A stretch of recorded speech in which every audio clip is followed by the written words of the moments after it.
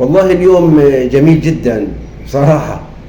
بتعرف تعدوا من 1 ل 10 11، 6 أو 7 في القدس و4 في جباليا من خنازير الصهاينة. اليوم راحوا على جهنم الحمراء.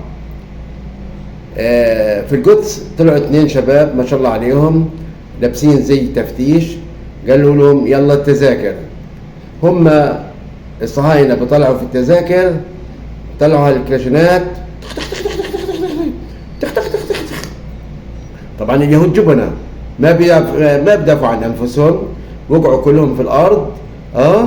والحمد لله يا رب العالمين، يعني ماتوا منهم 6 و 17 اصابة خطيرة جدا، منهم 7 بقول لك مسترين. هدول فطسانين وان شاء الله يكونوا فطسانين باذن الله.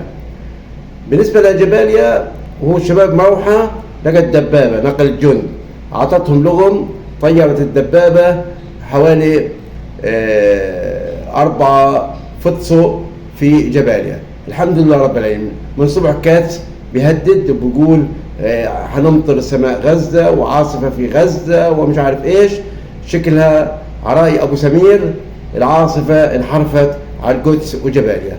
الحمد لله رب العالمين، والمزيد ان شاء الله من هذه العمليات في القدس وفلسطين 48 وغزة، وحتى تحرير كامل فلسطين وتحرير المسجد الأقصى بإذن الله. والسلام عليكم ورحمة الله وبركاته.